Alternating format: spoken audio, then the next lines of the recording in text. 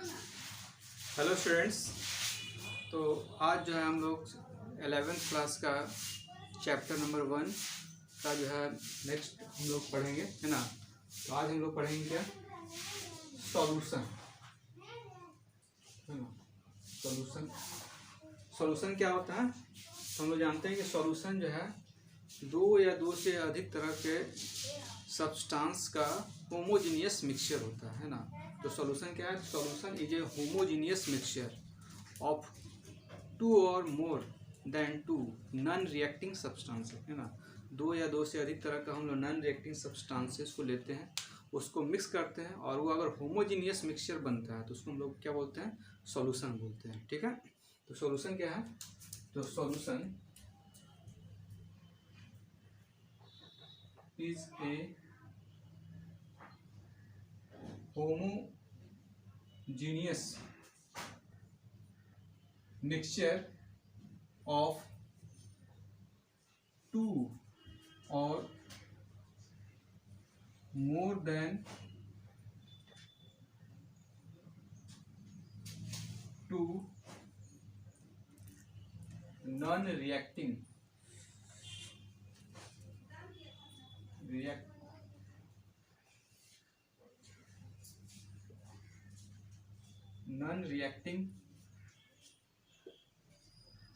substances, है ना। ये क्या होता है सॉल्यूशन, तो दो या दो से अधिक तरह के सब्सटेंस का क्या होता है, होमोजीनियस मिक्सचर होता है। ठीक, अब अगर हम सॉल्यूशन देखते हैं तो जनरली सॉल्यूशन में दो चीज़ आता है, एक होता है सॉल्यूट और एक सॉल्वेंट। ठीक, तो सॉल्यूशन जनरली बनता है क्या, तो दो कंपोनेंट से ना, मिनिमम दो कंपोनेंट से मिलके सॉल्यूशन बनता है ना। तो सॉल्यूशन क्या होता है, सॉल्यूशन में एक कंपोनेंट को हम लोग सॉल्यूट बोलते हैं और एक को बोला जाता है क्या, सॉल्वेंट। ठीक, तो सॉल्यूट प्लस सॉल्वेंट मिला के क्या होता है, सॉल्यूशन बनता है ना। तो कोई भी जब भी कोई सॉल्यूशन लेंगे तो एक सॉल्यूशन सॉल्वेंट मस्ट होगा, है ना, और एक सॉल्यूट मस्ट होगा, है ना। दोनों को मिक्स करेंगे तो क्या बनता है, सॉल्यूशन बनता है। तो सॉल्यूशन में होता है सॉल्यूट प्लस सॉल्वेंट। अब इसमें जो सॉल्यूट होता है वो जनरली होता है क्या, स्मॉल अमाउंट में, जनरली ये स्मॉल अमाउंट में पाया जाता है। ठीक? और जो सॉल्वेंट होता है वो लार्ज अमाउंट में रहता है, लार्ज अमाउंट। ठीक, तो सॉल्यूशन जो है दो कंपोनेंट से मिलकर बना रहता है, सॉल्यूट प्लस सॉल्वेंट। इसमें सॉल्यूट क्या होता है, स्मॉल क्वांटिटी में रहता है, और सॉल्वेंट क्या होता है, लार्ज क्वांटिटी में रहता है। ठीक, तो अब सॉल्वेंट होता है क्या, तो सॉल्वेंट में एग्जांपल हम लोग लेते हैं। सॉल्वेंट का एग्जांपल क्या हो गया, वाटर, है ना। वाटर क्या है, सॉल्वेंट होता है। इसको हम लोग यूनिवर्सल सॉल्वेंट भी बोला जाता है, सॉल्वेंट। ठीक, ठीक, तो ये हो गया क्या, सॉल्वेंट हो गया, है ना। इसके अलावा और भी सॉल्वेंट होता है ना। तो ऑर्गेनिक सॉल्वेंट में हम लोग लेते हैं क्या, बेंजीन, ये भी सॉल्वेंट में यूज किया जाता है ना। कार्बन टेट्राक्लोराइड, ठीक, उसी तरह से एसीटोन ना, तो ये सब भी क्या होता है, सॉल्वेंट में यूज होता है ना। ईथर, तो ये जो सॉल्वेंट है इसको हम लोग बोलते हैं इनऑर्गेनिक, इसको बोला जाता है ऑर्गेनिक सॉल्वेंट, है ना, ऑर्गेनिक सॉल्वेंट। ठीक, तो सॉल्वेंट हो गया क्या, तो सॉल्वेंट जो होता है लार्ज अमाउंट में रहता है, जिसमें हम किसी चीज़ को डिजोल्व कराते हैं उसको बोलते हैं क्या, सॉल्वेंट, है ना। और जिस चीज़ को डिजोल्व करा रहे हैं उसको क्या बोला जाता है, सॉल्यूट। ठीक,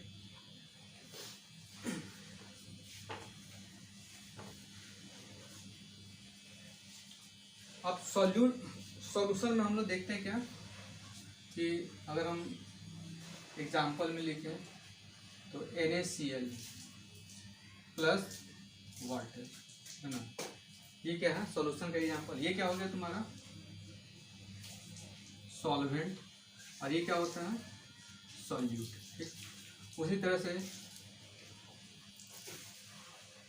शुगर प्लस वाटर, ये क्या हो गया, सॉल्वेंट, और ये क्या होता है, सॉल्यूट। मतलब वाटर में किसी भी सब्सटेंस को डिसॉल्व करेंगे तो वाटर ऑलवेज क्या होता है, सॉल्वेंट, और उसमें जो भी चीज़ डालेंगे उसको क्या बोला जाता है, सॉल्यूट बोलते हैं। ठीक है।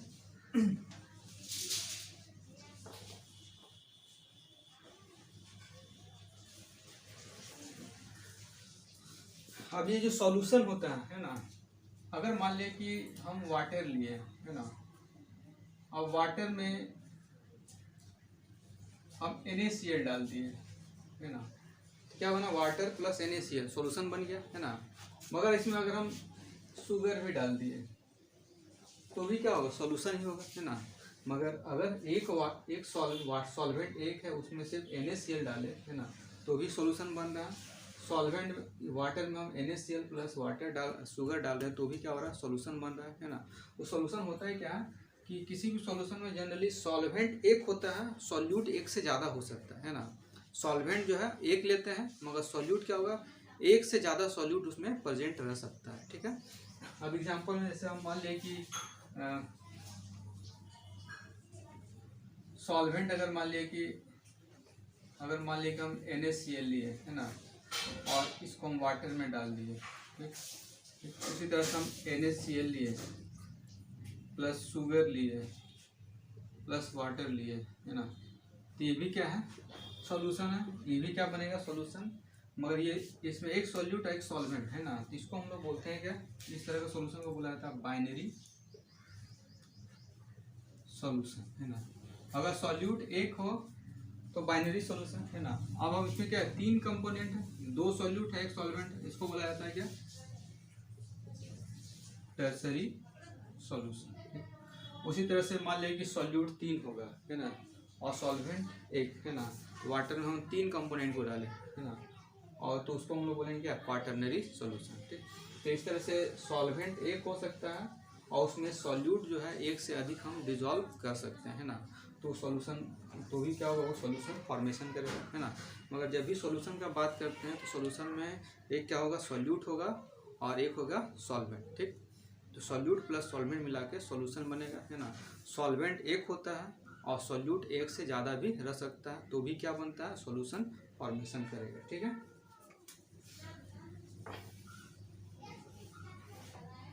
अब ये जो सॉल्यूशन होता है ना, सॉल्यूशन कई तरह का हो सकता है ना। जैसे अगर हम सॉल्यूशन क्या है, तो solution is a homogeneous mixture of two और मोर नॉन रिएक्टिंग सब्सटेंस है। ठीक। तो अगर हम सॉल्यूशन को डिवाइड करें तो सॉल्यूशन कई तरह का हम लोग लिख सकते हैं है ना। जैसे सॉल्यूट और सॉल्वेंट दोनों क्या हो, गैसियस स्टेट में हो है ना, तो हम उसको हम लोग दिखा सकते हैं क्या, गैस सॉल्यूशन हो सकता है। मतलब जितना भी कंपोनेंट है सब क्या है, गैसियस स्टेट में है, तो उसको हम लोग गैस सॉल्यूशन बोलेंगे है ना। दूसरा क्या हो सकता है, लिक्विड सॉल्यूशन भी हो सकता है। हाँ। उसी तरह से सॉलिड लिक्विड सॉल्यूशन भी हो सकता है। उसी तरह से गैस लिक्विड सॉल्यूशन भी हो सकता है ना। तो इस सॉल्यूशन का टाइप हो गया है ना। सॉल्यूशन को हम लोग कई तरह से रिप्रेजेंट कर सकते हैं, gas solution, liquid solution, solid liquid solution, gas liquid solution, या फिर एक होता है क्या, सॉलिड सॉल्यूशन भी हो सकता है। ठीक। तो सॉल्यूशन को हम क्लासीफाई करते हैं गैसियस सॉल्यूशन है ना।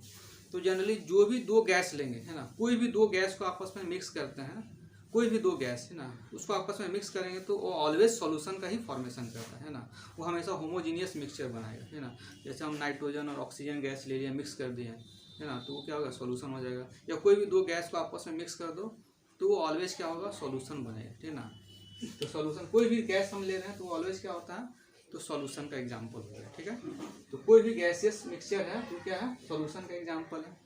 अब सभी लिक्विड सॉल्यूशन जो है गैसियस सॉल्यूशन का एग्जांपल नहीं होता है ना। जो मिसिबल होता है ना, वैसा दो लिक्विड जो आपस में मिसिबल होता है, एक दूसरे में मिल जाता है, वही क्या होता है, सॉल्यूशन का फॉर्मेशन करता है। जैसे अगर हम वाटर लिए, वाटर में हम अल्कोहल मिला दिए है ना, इथाइल अल्कोहल मिला दिए तो घुल जाता है ना। तो घुल जाएगा तो क्या होगा, वाटर और अल्कोहल, इथाइल अल्कोहल भी लिक्विड होता है ना, जैसे C2H5OH प्लस वाटर, ये ले रहे हैं। ठीक है। दोनों आपस में डिजॉल्व हो जाता है, तो ये तुम्हारा सॉल्यूशन बनेगा। मगर हम लिए क्या, ऑयल लिए और उसको वाटर में डाल दिए, तो ऑयल क्या होता है, तो ऑयल तुम्हारा क्या है, तुम्हारा लिक्विड मिक्सचर है। ऑयल तुम्हारा क्या है, तो ऑयल तुम्हारा क्या हो गया, ऑयल तुम्हारा क्या होता है, मिसिबल नहीं होता वाटर में, है ना। तो ऑयल वाटर में मिसिबल नहीं होगा तो वो तुम्हारा क्या होगा, सॉल्यूशन का फॉर्मेशन नहीं करेगा, तो उसको हम लोग सॉल्यूशन नहीं बोलते हैं। सॉल्यूशन मतलब दो कंपोनेंट आपस में क्या बन जाए, होमोजीनियस मिक्सचर हो जाए, है ना। तो लिक्विड लिक्विड सॉल्यूशन हो सकता है ना, तो सभी लिक्विड लिक्विड जो है सॉल्यूशन नहीं बनाता है। कुछ लिक्विड जो आपस में मिसिबल होते हैं वही क्या होता है, लिक्विड सॉल्यूशन का फॉर्मेशन करता है, ठीक है।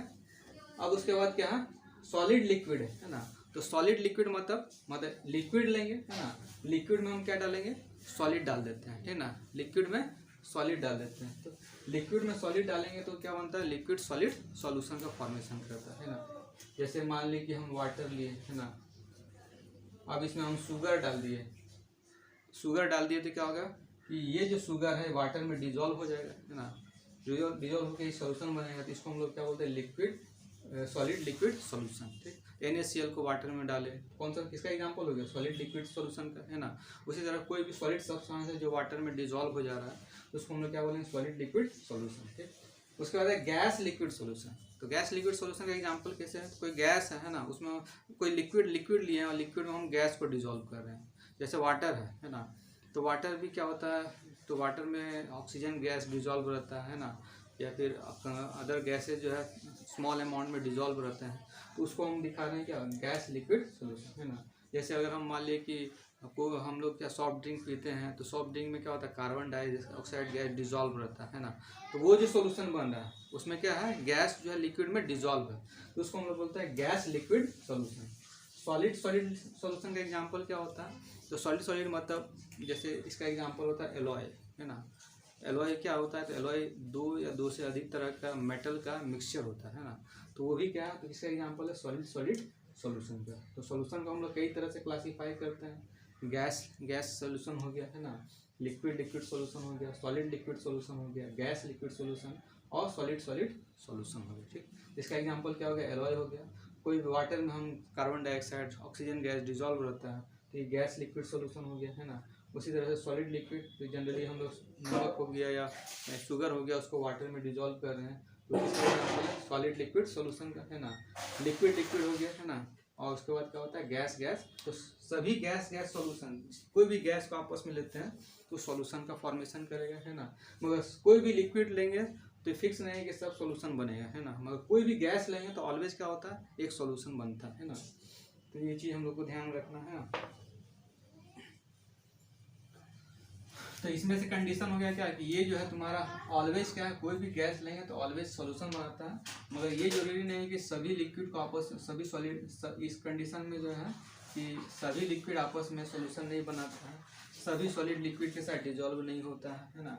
सभी गैस जो है पानी में डिजॉल्व नहीं होगा, है ना। इस सर्टेन कंडीशन में जो है होता है, इसमें क्या लिमिटेशन है। मगर कोई भी गैस लेंगे तो आपस में क्या होता है, होमोजीनियस मिक्सचर का मिक्सचर फॉर्मेशन करता है, इसका मतलब क्या होगा, सॉल्यूशन होगा, ठीक है। अब सॉल्यूशन जब हम लोग देखते हैं ना, सॉल्यूशन हम लोग देखेंगे सॉल्यूशन क्या है, होमोजीनियस मिक्सचर होता है ना, दो या दो से अधिक तरह का नॉन रिएक्टिंग सब्सटेंस है ना। फिर सॉल्यूशन हम लोग क्या देखें, सॉल्यूशन जो है सॉल्यूट प्लस सॉल्वेंट के मिलने से सॉल्यूशन बनता है। सॉल्वेंट एक होता है, सॉल्यूट एक से अधिक हो सकता है। दो सॉल्यूट एक सॉल्वेंट होगा तो उसको टर्सरी सॉल्यूशन बोलेंगे, एक सॉल्यूट एक सॉल्वेंट होता है उसको बाइनरी सॉल्यूशन बोलते हैं, है ना। अब सॉल्यूशन को हम लोग क्लासीफाई कर लिए, है ना। अब हम लोग देखेंगे क्या, concentration of solution, concentration of solution. Concentration of solution क्या होता है, कंसंट्रेशन ऑफ सॉल्यूशन, तो कंसंट्रेशन का मतलब होता है the relative amount of solute present in the relative amount of solute and solvent present in a solution is expressed in terms of concentration. कोई भी सॉल्यूशन हम बनाते हैं तो सॉल्यूशन में क्या रहता है, सॉल्यूट रहता है और सॉल्वेंट रहता है ना। तो सॉल्यूट और सॉल्वेंट किसी भी सॉल्यूशन में किस रिलेटिव अमाउंट में प्रेजेंट है उसको हम एक्सप्रेस करते हैं किस टर्म में, कंसंट्रेशन के टर्म में एक्सप्रेस किया जाता है।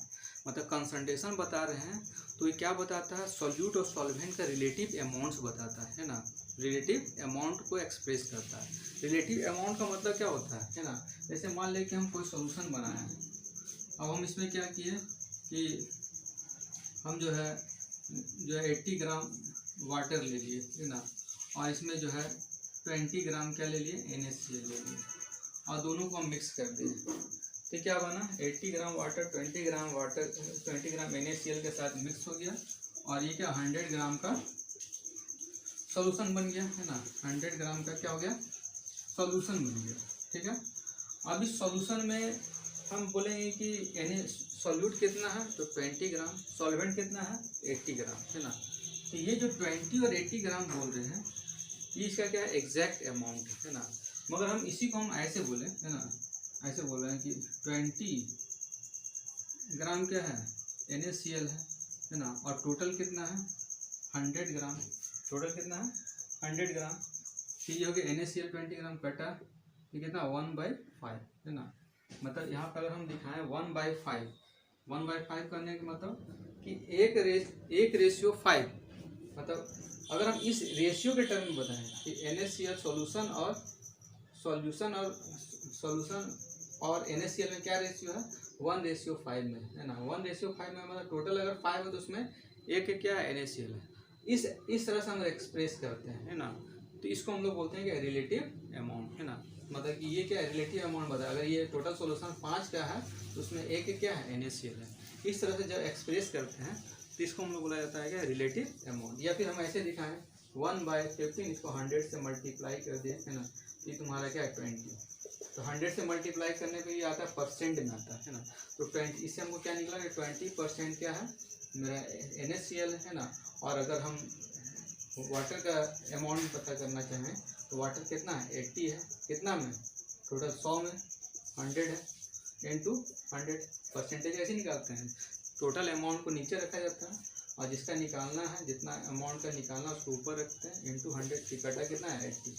अगर हम बोले NaCl 20% है और NaCl जो है तुम्हारा NaCl जो है कितना 20% है और वाटर 80% है, इस तरह से जब बोलते हैं तो इसको क्या बोला जाता है, रिलेटिव अमाउंट। ठीक, या फिर हम लोग रेशियो में दिखाएं 1:5 में प्रेजेंट है ना। सॉल्यूशन अगर 5 है तो NaCl कितना 1 है। इस तरह रेशियो में एक्सप्रेस करते हैं, जिसको हम लोग बोलते हैं कि रिलेटिव अमाउंट। ठीक, तो ये जो है कंसंट्रेशन का मतलब क्या होता है, तो कंसंट्रेशन क्या बताता है, तो सॉल्यूट और सॉल्वेंट के रिलेटिव अमाउंट को एक्सप्रेस करने का अलग अलग तरीका होता है ना, कंसंट्रेशन। ठीक, तो कंसंट्रेशन मतलब सॉल्यूट और सॉल्वेंट को हम लोग रिलेटिव अमाउंट को एक्सप्रेस करना है तो कंसंट्रेशन टर्म में एक्सप्रेस किया जाता है ना। अब ये जो कंसंट्रेशन टर्म में एक्सप्रेस करते हैं, इसको एक्सप्रेस करने का अलग अलग जो है, अलग अलग टर्म, अलग अलग तरीके से हम एक्सप्लेन किया जाता है ना। तो कंसंट्रेशन टर्म जो है बहुत तरह का होता है ना। तो हम लोग देखेंगे type of concentration term. Concentration term जो है कई तरह से एक्सप्रेस, कंसंट्रेशन को कई तरह से एक्सप्रेस किया जाता है ना। ठीक, तो पहला होता है क्या, इसको हम मास परसेंटेज में एक्सप्रेस कर सकते हैं। कंसंट्रेशन को हम लोग मास परसेंटेज में एक्सप्रेस करते हैं, परसेंटेज है ना। दूसरा वॉल्यूम परसेंटेज में एक्सप्रेस किया जाता है। तीसरा मास वॉल्यूम परसेंटेज में एक्सप्रेस करते हैं ना। थर्ड होता है मोलरिटी के टर्म में एक्सप्रेस किया जाता है। उसके बाद मोलरिटी के टर्म में एक्सप्रेस करते हैं। उसके बाद होता है नॉर्मलिटी, फिर होता है मोल फ्रैक्शन,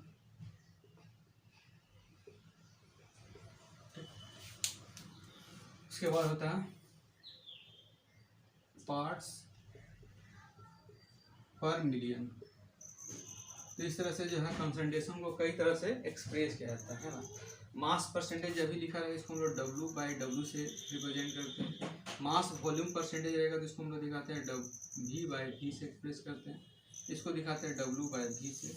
मोलारिटी को कैपिटल M से ना, मोलालिटी को स्मॉल m से, नॉर्मलिटी को कैपिटल N से, और इसको हम लोग दिखाते हैं क्या X से, और इसको ppm है ना।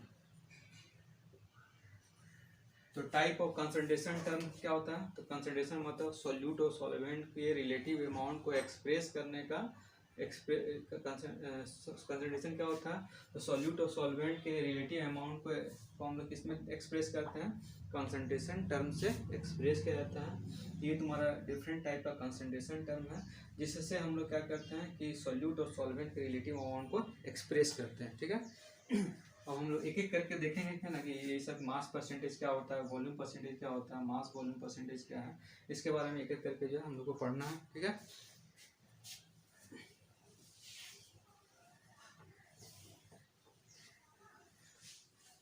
तो फर्स्ट क्या है, फर्स्ट है मास परसेंटेज। तो क्या होता है, इसको क्या बोलते हैं, it may be defined as mass of solute present in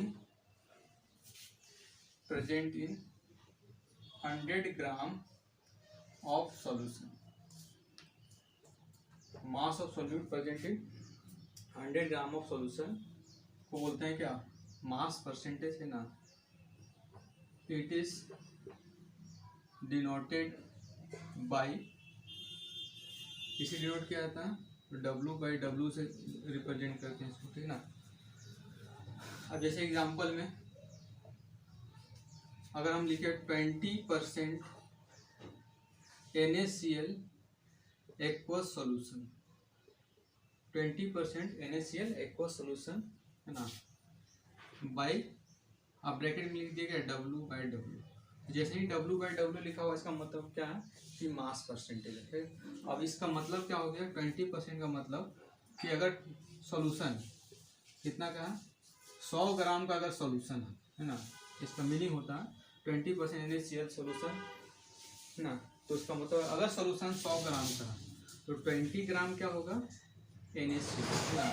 तो परसेंट के बाद जो लिखा रहेगा है ना, जो परसेंट की या जो भी अमाउंट कंसंट्रेशन दिया उसके बाद जो भी लिखा रहता है वो सॉल्यूट को रिप्रेजेंट करता है। ठीक है, सॉल्यूट है ना। और एक्वस मतलब वाटर क्या है, सॉल्वेंट। ठीक है ना, तो 20% NaCl सॉल्यूशन मतलब 20, अगर सॉल्यूशन कितना का है 100 ग्राम का है तो सॉल्यूट कितना है 20 ग्राम क्या हो गया, सॉल्यूट हो गया। ठीक है ना, NaCl। ठीक है, सॉल्यूट। ठीक, तो अगर हमको इसमें सॉल्वेंट बताना है कितना होगा, तो सॉल्वेंट कितना होगा 100 माइनस 20, तो 80 ग्राम क्या हो जाएगा सॉल्वेंट है ना।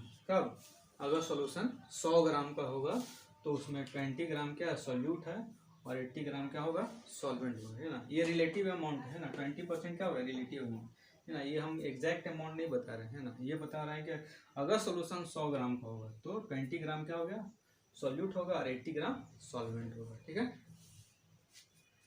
उसी तरह से अगर मान लीजिए लिखा हुआ है ये 5% H2SO4 सॉल्यूशन, किसमें W/W मतलब मास परसेंटेज में, इसका मीनिंग क्या निकलता है कि 5 ग्राम अगर सॉल्यूट है, कौन है सॉल्यूट 5% H2SO4, H2SO4 क्या है सॉल्यूट है, तो सॉल्यूशन कितना का है 100 ग्राम क्या है सॉल्यूशन है। ठीक है, तो सॉल्वेंट अगर पूछा जाएगा तो कितना हो जाएगा, तो ये रिलेटिव अमाउंट है, तो अगर 100 ग्राम का सॉल्यूशन है 5 ग्राम सॉल्यूट हो गया तो 100 माइनस 5 तो कितना हो गया 95 ग्राम क्या हो जाएगा तुम्हारा सॉल्वेंट हो जाएगा, है ना।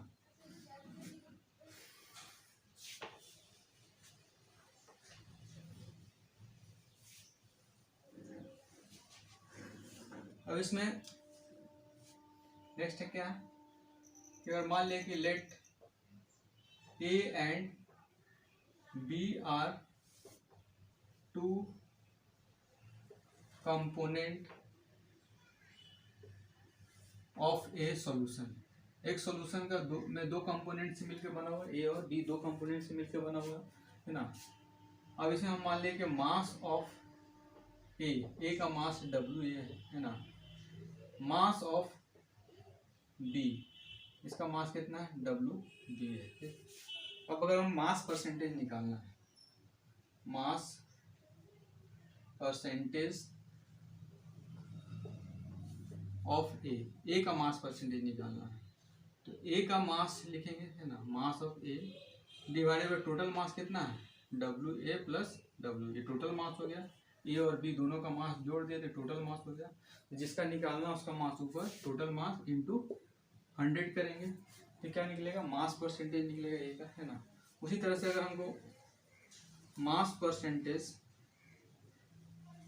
ये ऑफ बी निकालना है, तो mass of B by W A plus W B into 100, ये क्या निकलेगा, बी का मास निकलेगा, है ना। इस तरह से हम लोग क्या करते हैं, मास परसेंटेज निकालते हैं, ठीक है।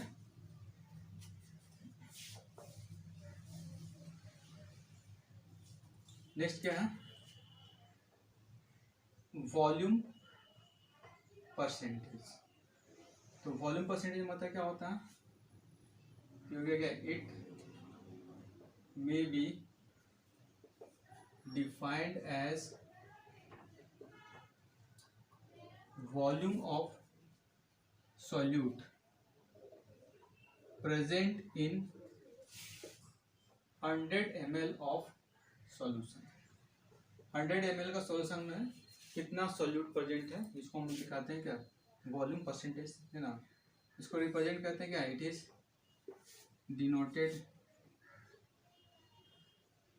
बाय, इसको हम लोग V/V से रिप्रेजेंट करेंगे, है ना।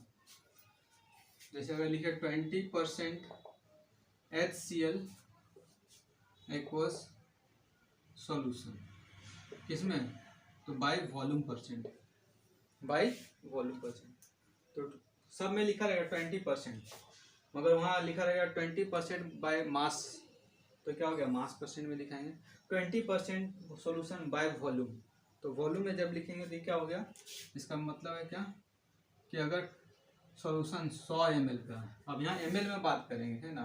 मास परसेंटेज था तो इसमें बात कर रहे थे ग्राम में, अब इसको क्या करेंगे ml, क्योंकि ml हो गया वॉल्यूम, है ना। तो 100 ml का सॉल्यूशन है तो सॉल्यूट कितना है 20 ml, ठीक। तो वहाँ पे हम लोग ग्राम में रिप्रेजेंट कर रहे थे ना, अब यहाँ वॉल्यूम है तो क्या करें ml में ले रहे हैं ना। तो अगर 100 ml का सॉल्यूशन है तो सॉल्यूट कितना होगा 20 ml, क्योंकि यहाँ 20% का निकाल रहे हैं ना, ये क्या है सॉल्यूट हो गया। सॉल्यूट किसको कहते हैं, तो जिसके आगे जो लगा रहता है उसको क्या बोला जाता है सॉल्यूट, तो ये HCl हो गया, है ना, ठीक है। अगर इसको सॉल्वेंट निकालना होगा ये कितना हो जाएगा 100 माइनस 20, तो हो जाएगा 80 ml क्या हो जाएगा सॉल्यूट, ठीक। तो अगर सॉल्यूशन 100 ग्राम का होगा तो उसमें 20 ml क्या है सॉल्यूट है और 80 ml क्या हो जाएगा सॉल्वेंट हो जाएगा, 80 ml तुम्हारा सॉल्वेंट होगा, ठीक है।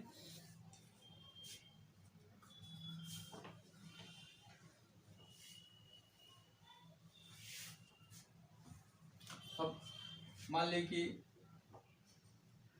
वॉल्यूम दो कंपोनेंट है A प्लस बी से क्या बना सॉल्यूशन बन रहा है ना, A प्लस बी मिलके क्या बना सॉल्यूशन फॉर्मेशन किया, है ना। A प्लस बी मिलके सॉल्यूशन बन रहा है ना। अब वॉल्यूम ऑफ A दिया हुआ है, volume of A equal to VA है, और volume of B equal to क्या हो गया VB हो गया, है ना। तो अब हमको निकालना है क्या volume percent, volume percentage of A, तो volume of A by volume of A plus volume of B into 100, तो A का वॉल्यूम निकल जाएगा। उसी तरह से वॉल्यूम परसेंटेज ऑफ B क्या होगा volume of B by volume of A plus volume of B into 100, ठीक है। तो हो गया क्या वॉल्यूम परसेंटेज ना।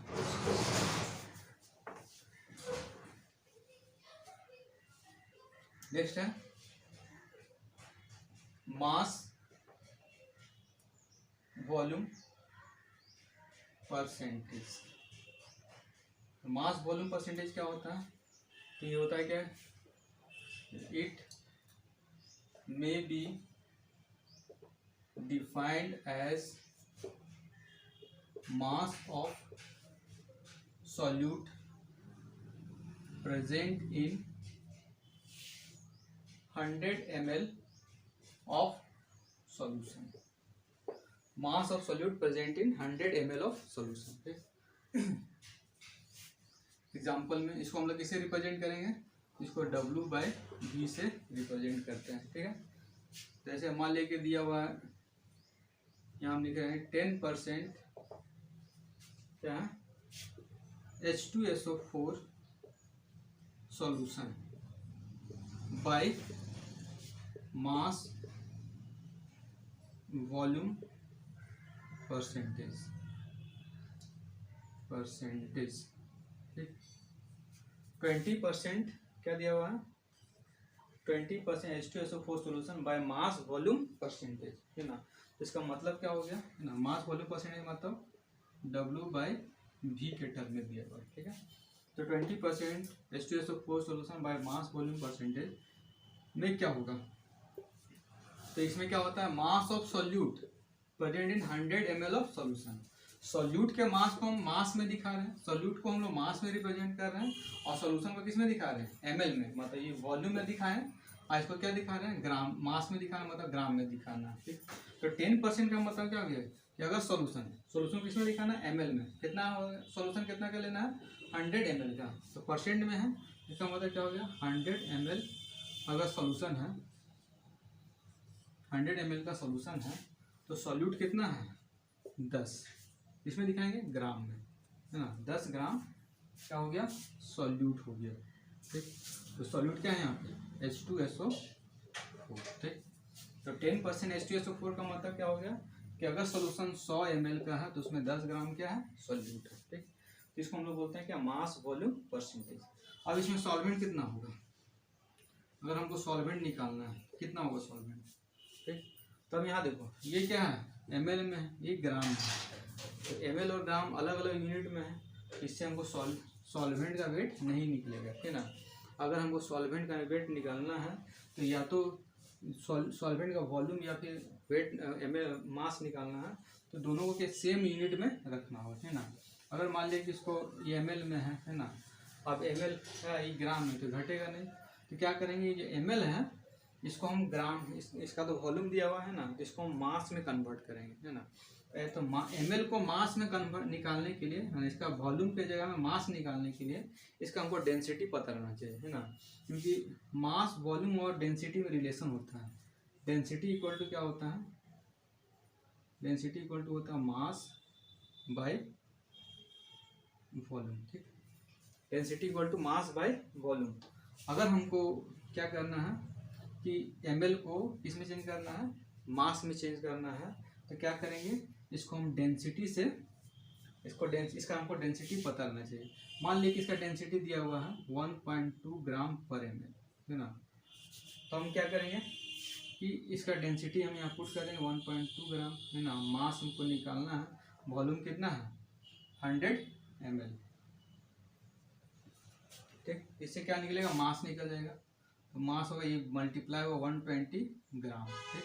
अब दोनों यूनिट क्या होगा, अब ये जो 100 ml था उसका वॉल्यूम, उसका मास कितना है 120 ग्राम, है ना, और ये कितना है 10 ग्राम, है ना। अब सॉल्वेंट निकालना है तो 120 माइनस 10 करेंगे तो 110 ग्राम क्या हो जाएगा, सॉल्वेंट का वेट निकल जाएगा, ठीक।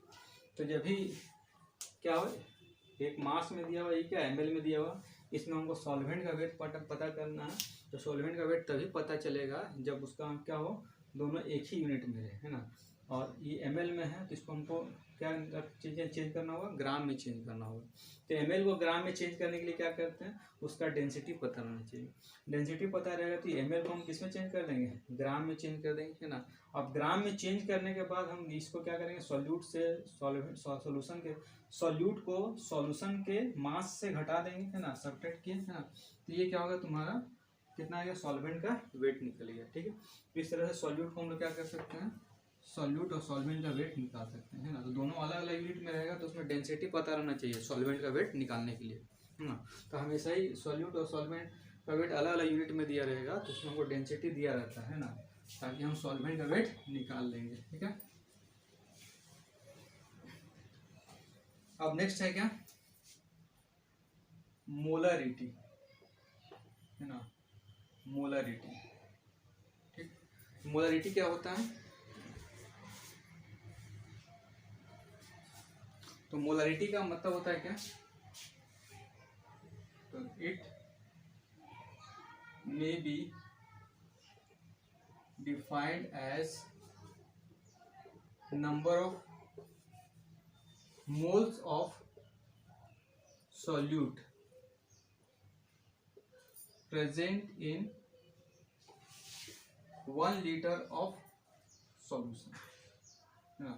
मोलरिटी क्या बताता है, तो मोलरिटी का मतलब होता है अगर एक लीटर का सोल्यूशन है उसमें कितना मोल सोल्यूट प्रेजेंट है ना, तो उसी को बोलते हैं क्या, मोलरिटी। मोलरिटी मतलब number of moles of solute present in 1 litre of solution, है ना। 1 लीटर सोल्यूशन में जितना नंबर ऑफ मोल सोल्यूट होता है ना, तो वो जो सोल्यूशन होगा उसका हम लोग क्या बोलेंगे, मोलरिटी बोला जाता है। ठीक, तो मोलरिटी को हम लोग डिनोट करते हैं किससे, it is denoted by M, capital M से दिखाते हैं ना। तो मोलरिटी ऐसे मान लिया कि दिया हुआ है 2m, ठीक, मोलरिटी कितना है 2m। तो मोलरिटी का मतलब क्या, number of moles of solute present in 1 litre of solution. ठीक, तो 2m अगर हम लिखे HCl सोल्यूशन,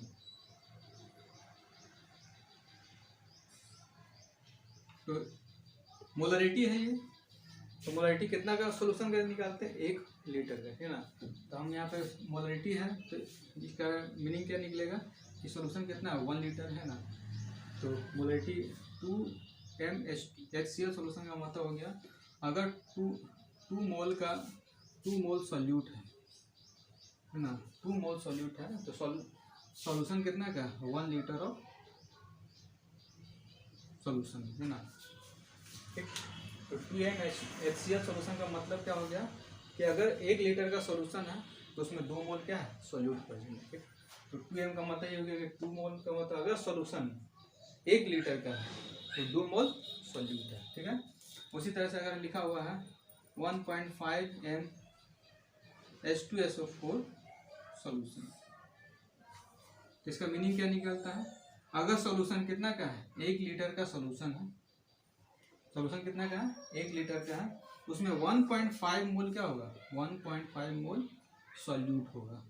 और इसमें सोल्यूट किसको रिप्रेजेंट करेंगे, जो अमाउंट लिखा हुआ उसके बगल में जो लिखा हुआ है वो क्या हो गया, सोल्यूट, H2SO4। इसमें सोल्यूट कौन हो जाएगा, ये हो जाएगा HCl। ठीक है, तो मोलरिटी का मतलब हो गया क्या, number of moles of solute present in 1 litre of solution. तो 2m है तो 2 mole solute present in 1 litre of solution ना। 1.5 m है इसका मतलब क्या हो गया, 1.5 m है तो इसका मतलब हो गया क्या, 1.5 मोल क्या सोल्यूट कितना प्रेजेंट है, 1 लीटर सोल्यूशन। ठीक है, तो मोलरिटी हमेशा ही क्या बताता है कि 1 लीटर में कितना नंबर ऑफ मोल्स प्रेजेंट है, उसी को हम लोग क्या बोलते हैं, मोलरिटी, है ना। मान लें कि हम 1 लीटर का सोल्यूशन लिए, है ना, ये 1 लीटर का सोल्यूशन है, अब इसमें 4 मोल HCl प्रेजेंट, 1 लीटर का सोल्यूशन है, 1 लीटर का सोल्यूशन है, इसका में 4 मोल HCl प्रेजेंट है, तो मोलरिटी कितना हो जाएगा 4m, है ना। तो 1 लीटर में जितना नंबर ऑफ मोल्स होता है, जितना नंबर ऑफ मोल सोल्यूट होगा वही उसका क्या हो जाता है, मोलरिटी। ठीक है, मोलरिटी निकालने का फॉर्मूला क्या होता है, मोलरिटी इक्वल टू होता है number of moles of solute by volume of solution, है ना। ये फॉर्मूला है, मोलरिटी इक्वल टू हो गया number of moles of solute by volume of solution. ठीक, देखो यहाँ पर हम लिख दे रहे हैं कि जब भी सॉल्वेंट दिया रहेगा, है ना, और ये क्या रहेगा, सोल्यूट, तो सॉल्वेंट को हम क्या दिखाएंगे, सॉल्वेंट को हमेशा ए से रिप्रेजेंट करते हैं, है ना, और सॉल्यूट को किससे रिप्रेजेंट करेंगे, बी से, है ना। तो जहाँ कहीं भी हम बी लिखेंगे तो समझ जाना क्या, सॉल्यूट को रिप्रेजेंट करेंगे, और जहाँ कहीं भी ए लिखेंगे तो ए को क्या समझना है, सॉल्वेंट को रिप्रेजेंट करेंगे, ठीक है ना। ठीक, तो ए रिप्रेजेंट करता है किसको, तो सॉल्वेंट को रिप्रेजेंट करेंगे, और बी जहाँ लिखेंगे उसको क्या समझना है, सॉल्यूट को, ठीक है ना। तो यहाँ number of moles of solute, तो नंबर ऑफ मोल्स को हम लोग एन से रिप्रेजेंट करते हैं, है ना। कोई भी नंबर ऑफ मोल्स रहेगा तो उसको हम लोग नंबर ऑफ मोल्स को एन से रिप्रेजेंट किया जाता है, ठीक। और वॉल्यूम है तो वॉल्यूम को हम लोग दिखाते हैं क्या, बी से। सॉल्यूट लिखा हुआ है तो यहाँ यहाँ पे लगा दिया क्या, बी, है ना। बी किसको रिप्रेजेंट करता है, सॉल्यूट को। तो number of moles of solute by volume of solution in litre, किसमें लिखा है, लीटर में। ये फॉर्मूला हो गया, है ना, इंपॉर्टेंट फॉर्मूला है, इन लीटर। तो मोलारिटी इक्वल टू क्या होता है, एन बी बाय वी होता है ना, number of moles of solute by volume of solution, ठीक। अब एन बी जो होता है, जब हम आगे पढ़ चुके थे, N B moles equal to क्या होता है, डब्ल्यू बाय बी, हम लोग पढ़े थे कि नंबर ऑफ मोल्स क्या होता है, डब्ल्यू बाय एम होता है ना।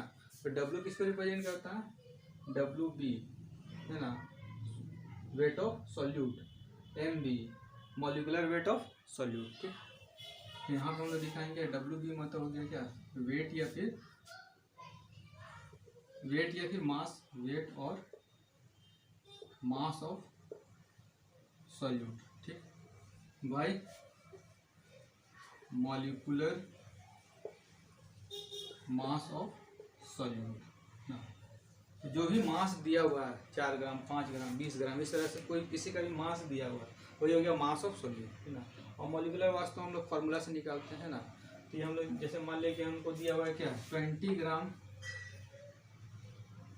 CO2, है ना, इसका मोल निकालना है। तो ये मास हो गया, है ना, तो एन निकालना, दैट इक्वल टू ये मास हो गया कितना, 20। अब CO2 का मॉलिकुलर मास कैसे निकालेंगे, तो कार्बन का 12 होता है, ऑक्सीजन का 16×32, ये हो गया 44। तो 44 से डिवाइड कर दिया, है ना। ये तुम्हारा कितना है, 10/22 5/11, ये तुम्हारा क्या निकला, मोल, ठीक। तो डब्ल्यू बी क्या होगा, वेट ऑफ या मास ऑफ सॉल्यूट, और एम बी क्या हो गया, मॉलिकुलर मास ऑफ सॉल्यूट, ठीक। ये हम लोग क्या निकालते हैं, तो फॉर्मूला से निकालेंगे, और ये गिवन मास होगा, जो भी मास दिया हुआ है वो क्या हो गया, डब्ल्यू बी, ठीक। इसे क्या निकलता है, एन बी, ठीक। तो एन बी को हम इस तरह से निकालेंगे, है ना, एन बी निकालना तो W B by N B, ठीक। तो अगर हम इसको फॉर्मूला और एक्सटेंड करें तो इसको हम और फॉर्मूला क्या लिख सकते हैं, तो molarity equal to N B के जगह में हम क्या पुट सकते हैं, एन बी के जगह में इतना हम यहाँ पुट कर सकते हैं, W B by M B into V, है ना, इन लीटर, ठीक।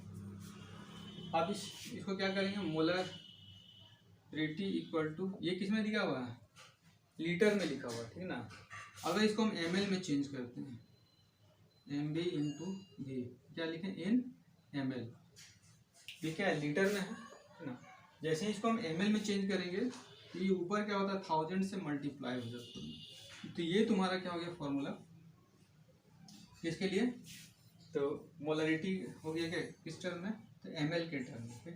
तो एक ये फॉर्मूला याद रखना है ना, मोलरिटी इक्वल टू क्या होता है, एन बी बाय भी, और दूसरा होता है क्या, molarity equal to W B into 1000 M B into V in M L, ठीक।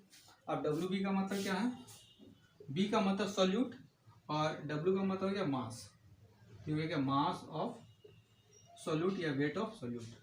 एम बी, बी का मतलब क्या, सॉल्यूट, एम का मतलब molecular mass, molecular mass of solute, ठीक।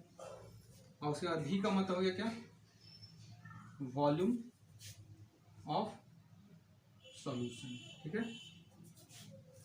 ये हो गया molarity.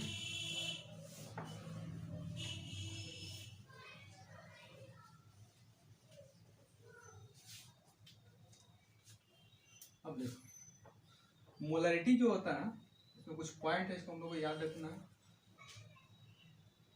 Molarity decreases with increase in temperature. जैसे जैसे टेम्परेचर बढ़ाते हैं मोलरिटी क्या होता है तुम्हारा डिक्रीज करता है, ठीक है ना। तो मोलरिटी इक्वल टू क्या फॉर्मूला हमने लिखा है, मोलरिटी इक्वल टू होता है NB/V होता है ना। होता है जैसे हम टेम्परेचर बढ़ाएंगे, तो जैसे जैसे हम टेम्परेचर बढ़ाते हैं तो किसी भी सब्सटेंस का हम टेम्परेचर बढ़ाएंगे तो वॉल्यूम इंक्रीज करता है ना।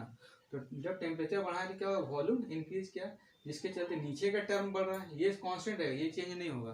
टेम्परेचर बढ़ाने में क्या होता है, वॉल्यूम इंक्रीज करता है, NB सेम रहेगा। तो टेम्परेचर बढ़ाए तो वॉल्यूम बढ़ा, तो जैसे जैसे वॉल्यूम बढ़ते चला जाएगा, नीचे का टर्म बढ़ रहा है, नीचे वाला बड़ा होगा, तो इससे क्या होगा, इसका टोटल वैल्यू कम होते जाएगा। इसीलिए मोलरिटी जब भी हम लोग टेम्परेचर बढ़ाते हैं तो मोलरिटी क्या होता है, डिक्रीज करता है। तो फर्स्ट हो गया। दूसरा है क्या, when A solution is diluted x times, अगर किसी सॉल्यूशन को x टाइम्स डाइल्यूट किए क्या होता है, it's molarity decreases x times. उसका मोलरिटी क्या होगा, x टाइम डिक्रीज कर जाता है। जितना डाइल्यूट करते उतना, जितना टाइम हम उसको डाइल्यूट करेंगे उतना टाइम उसका मोलरिटी क्या होता है, घटते चला जाता है, ठीक है ना। तो डाइल्यूट करना मतलब क्या होता है, उसमें हम वाटर ऐड करते जाते हैं, है ना। डाइल्यूट करना मतलब हम जैसे मान लीजिए हम नमक वाटर लिए, है ना, वाटर लिए, इसमें हम NaCl डाल दिए तो सॉल्यूशन बन गया ना। तो इसका कुछ ना कुछ मोलरिटी होगा, M1 होगा, है ना। अब धीरे धीरे हम क्या किया, इसमें और पानी डालते गए। पानी डालना मतलब क्या हो गया, उसको डाइल्यूट करना। जैसे हम सॉल्वेंट को ऐड करते जाएंगे, इसमें और वाटर डालते जाएंगे, मतलब इसको हम क्या कर रहे हैं, डाइल्यूट कर रहे हैं, है ना। तो डाइल्यूट करना मतलब क्या होता है, डाइल्यूट करना मतलब उसमें सॉल्वेंट मॉलिक्यूल को ऐड करना, है ना। किसी भी सॉल्यूशन में हम सॉल्वेंट ऐड करते जाते हैं तो क्या होते जाएगा, डाइल्यूट होते जाता है ना। तो when A solution is diluted मतलब उसमें हम वाटर और ज़्यादा मिक्स करें, यानी कोई सॉल्वेंट को हम ऐड कर रहे हैं, ठीक। तो जैसे जैसे हम वाटर उसमें वाटर उसको ऐड करेंगे, है ना, या कोई भी सॉल्वेंट उसमें ऐड करेंगे तो उसका मोलरिटी क्या होता है, डिक्रीज करने लगता है ना। जितना डाइल्यूट करते जाएंगे, जितना वाटर ऐड करते जाएंगे, उसका मोलरिटी उतना ही कम होते चला जाता है, ठीक है। अब इसके लिए एक फॉर्मूला होता है ना। मान लीजिए कि कोई सॉल्यूशन है ना, इसका मोलरिटी M1 है और वॉल्यूम क्या है V1। एक सॉल्यूशन है ना, कोई भी NaCl या कोई भी चीज़ का हम सॉल्यूशन लिए, है ना, उसका मोलरिटी मान लीजिए इस सॉल्यूशन का, इस सॉल्यूशन है, इस सॉल्यूशन का मोलरिटी जो है M1 है और वॉल्यूम V1। अब इसमें हम क्या किए, इसको डाइल्यूट किए मतलब क्या है, इसमें वाटर ऐड करते हैं, है ना। डाइल्यूट करना मतलब इसमें हम और वाटर ऐड करें या और सॉल्वेंट ऐड कर रहे हैं। आफ्टर एडिंग वाटर, है ना, मतलब ऐड वाटर मतलब उसमें सॉल्वेंट मॉलिक्यूल को ऐड कर रहे हैं। जैसे जैसे हम सॉल्वेंट मॉलिक्यूल ऐड करेंगे, है ना, तो मोलरिटी M1 से क्या हो जाएगा, M2, है ना, और वॉल्यूम हो जाएगा V1 से V2, है। मोलरिटी क्या होगा, डाइल्यूट करने पे मोलरिटी तुम्हारा घट गया, मगर डाइल्यूट किया, वाटर ऐड किए तो वॉल्यूम तो बढ़ेगा, है ना। तो वॉल्यूम बढ़ के क्या होगा, V1 होगा, है ना। तो एक टर्म क्या हो रहा है, मोलरिटी तुम्हारा डिक्रीज कर रहा है और वॉल्यूम क्या हो रहा है, इंक्रीज कर रहा है। दोनों मतलब कि एक के बढ़ने पे दूसरा घट रहा है ना। एक को हम बढ़ा रहे हैं तो दूसरा ऑलवेज क्या हो रहा है, डिक्रीज कर रहा है। एक को डिक्रीज कर रहा है तो दूसरा बढ़ रहा है, यानी दोनों आपस में इनवर्सली प्रोपोर्शनल का रिलेशन में है ना। इसमें क्या होता है कि M1 V1 equal to M2 V2 के ऑलवेज इक्वल होता है ना। एक मोलरिटी घट गया मगर वॉल्यूम क्या हो गया, इंक्रीज कर गया। एक टर्म घटा तो दूसरा बढ़ा, है ना। इसका मतलब दोनों का प्रोडक्ट ऑलवेज इक्वल होता है ना। M1 V1 करेंगे तो M2 V2 के बराबर होगा, ठीक। तो एक फॉर्मूला रिलेशन निकल गया। जब भी कोई सॉल्यूशन है उसका मोलरिटी M1 है, वॉल्यूम V1 है, उसमें हम एक्स्ट्रा वाटर ऐड किए या एक्स्ट्रा सॉल्वेंट ऐड किए, उसका मोलरिटी चेंज करके M2 हो गया, वॉल्यूम V2 हो गया। मगर ये दोनों का जो प्रोडक्ट होता है, दोनों का मल्टीपल जो होता है, दोनों क्या होता है, ऑलवेज इक्वल होता है, ठीक है। याद रखना M1 V1 इक्वल टू क्या होता है, M2 V2।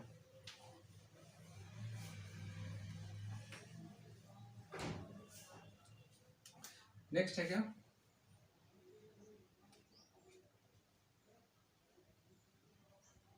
इसमें नेक्स्ट पॉइंट है, अगर मान लीजिए कोई सॉल्यूशन ले रहे हैं, है ना, इसका मोलरिटी क्या है, M1 है, वॉल्यूम क्या है, V1, है ना। कि किसी का सोल्यूशन मान लिया NaCl का सोल्यूशन है, NaCl का सोल्यूशन है, इसका मोलरिटी M1 है, वॉल्यूम क्या है V1 है ना। दूसरा एक और सोल्यूशन लिए, इसका मोलरिटी हो गया M2, वॉल्यूम हो गया V2। ये भी क्या NaCl का सोल्यूशन है, मगर इसका मोलरिटी M1 है और वॉल्यूम क्या है V2। दोनों सोल्यूशन को हम क्या किए आपस में ऐड कर दिए है ना। जैसे ही ऐड किए इसका मोलरिटी क्या हो गया M3 हो गया है ना, और वॉल्यूम हो गया क्या V3 है ना। अब ये V3 होगा, ये दोनों को ऐड करने पे आ रहा हूँ तो V3 क्या हो जाएगा V1 प्लस V2 है ना।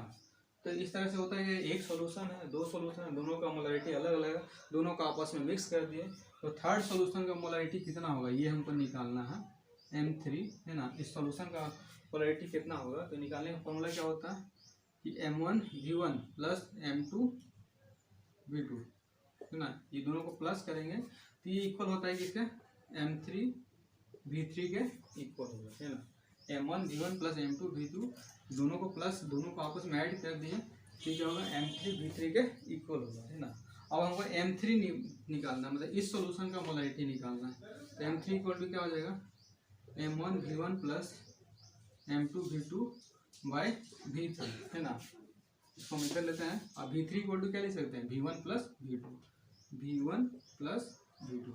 V3 की जगह में ये जो V3 था उसके जगह में हम लिख सकते हैं V3 equal to V1 plus V2, तो ये हो गया V1 प्लस V2। ये तुम्हारा रिजल्टेंट सॉल्यूशन का मोलरिटी कैसे निकलता है वो हो गया ठीक है।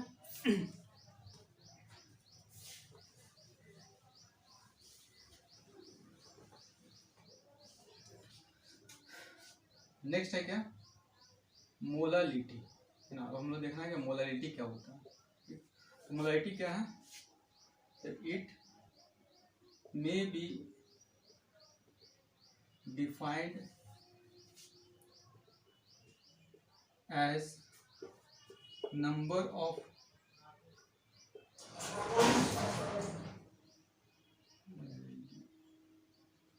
Of moles of solute present in 1 kg of solvent है ना। Present in 1 kg of solvent, number of moles of solute present in 1 kg of solvent, इसको हम लोग क्या बोलते हैं मोलालिटी। इसको हम लोग रिप्रेजेंट करते हैं किससे, इसको हम स्मॉल m से रिप्रेजेंट किया जाता है। It is represented by small m ठीक। जैसे मान लें कि 2.5 m लिख रहे हैं, क्या होता है NaOH एक्वस सॉल्यूशन। तो 2.5 m NaOH एक्वस सॉल्यूशन का मतलब क्या होता है कि 2.5 मोल है ना क्या Na सॉल्यूट, सॉल्यूट कौन होगा इसके अमाउंट के बाद जो लिखा हुआ सॉल्यूट हो जाता है NaOH present in 1 kg of solvent ठीक है। तो 2.5 m NaOH मतलब क्या हो गया, तो 2.5 मोल ऑफ क्या 2.5 mole of solute present in 1 kg of solution, 1 kg of solvent ठीक ना। डेफिनेशन क्या है, number of moles of solute, number of moles of solute present in 1 kg of solvent है ना। इसको हम लोग किससे रिप्रेजेंट करते हैं 2m। तो number of moles of solute present in 1 kg of solvent मतलब अगर 2.5 m NaOH सॉल्यूशन लेते हैं, 2.5 m मोलरिटी सॉल्यूशन लेते हैं तो नंबर ऑफ मोल कितना, अगर 2.5 मोल सॉल्यूट है तो सॉल्यूशन कितना का है 1 kg का सॉल्यूशन है तो उसमें 2.5 मोल क्या है सॉल्यूट प्रेजेंट है ना। उसी तरह से अगर लिखा हुआ है 2m NaOH 2m H2SO4 solution, इसका मीनिंग क्या निकलेगा कि 2m मतलब 2 मोल अगर सॉल्यूट है ना तो सॉल्यूशन कितना का है 1 kg सॉल्यूशन सॉल्वेंट है ना। 1 kg का सॉल्वेंट है ना, 2m का मतलब क्या है कि अगर 1 kg का सॉल्वेंट है तो उसमें 2 मोल क्या प्रेजेंट है सॉल्यूट प्रेजेंट है ना। ये तुम्हारा हो गया क्या मोलालिटी है ना। मोलालिटी और मोलारिटी में क्या डिफरेंस है, इसको हम लोग मोलारिटी को हम लोग किससे दिखाते हैं तो कैपिटल M से दिखाते हैं, मोलालिटी को किससे दिखाते हैं स्मॉल m से दिखाया जाता है। मोलरिटी क्या होता है? Number of moles of solute present in 1 litre of solution. यहाँ पे हम लोग सॉल्वेंट की जगह हम क्या लिखते हैं? 1 लीटर ऑफ सोल्यूशन लिखते हैं, ठीक। जबकि मोलरिटी में क्या लिखते हैं? Number of moles of solute present in 1 kg of solvent, है ना। यहाँ पे यही डिफरेंस है ना, डिफरेंस पता रहना चाहिए। मोलरिटी और नॉर्मलिटी में क्या, मोलरिटी और मोलरिटी में क्या डिफरेंस है? मोलरिटी क्या हो गया? 2m लिखे, जैसे 2m लिखे, है ना, तो इसका मतलब क्या है कि अगर 2 मोल सोल्यूट है तो सॉल्यूशन कितना क्या है? 2m लिख रहे हैं, तो इसका मतलब क्या है कि अगर 2 मोल सोल्यूट है तो सॉल्यूशन कितना का? 1 लीटर का सॉल्यूशन, है ना। अगर इसी को हम लोग लिखें क्या? 2 स्मॉल m लिखें, तो इसका मतलब 2 मोल अगर सोल्यूट है तो सॉल्वेंट कितना का? सॉल्वेंट कितना का? 1 kg का क्या है? सॉल्वेंट है ना। यहाँ पर हम लोग क्या लिखते हैं? सॉल्वेंट यूज किया जाता है। तो मोलरिटी और मोलरिटी में डिफरेंस है ना। Number of moles of solute present in 1 kg of solvent, इसको क्या बोलेंगे? मोलरिटी, है ना। और वही number of moles of solute present in 1 litre of solution, तो उसको क्या बोलेंगे? मोलरिटी, है ना। तो दोनों में डिफरेंस पता रहना चाहिए, है ना।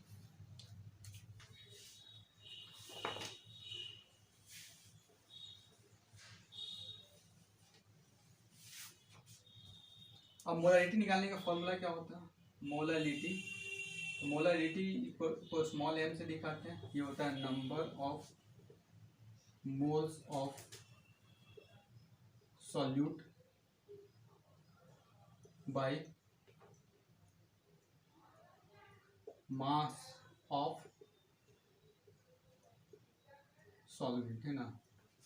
मोलरिटी निकालना है तो number of moles of solute by mass of solvent, ठीक, इन केजी। और मास, नंबर ऑफ मोल्स को हम लोग दिखाते हैं किसे? n से दिखाते हैं। सॉल्यूट है तो किसे दिखाएंगे? b से, है ना। और मास को दिखाया जाता है w से, है ना। सॉल्वेंट है तो किसे दिखाएंगे? a से, इन केजी, है ना। तो NB/WA, मोलरिटी इक्वल टू क्या होता है? NB/WA, ठीक है।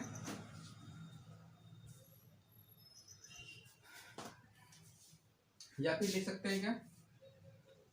मोलरिटी इक्वल टू NB की जगह हम लोग क्या लिख सकते हैं? NB की जगह में WB/MB ये पुट करेंगे, है ना। तो मोलरिटी क्या हो जाएगा?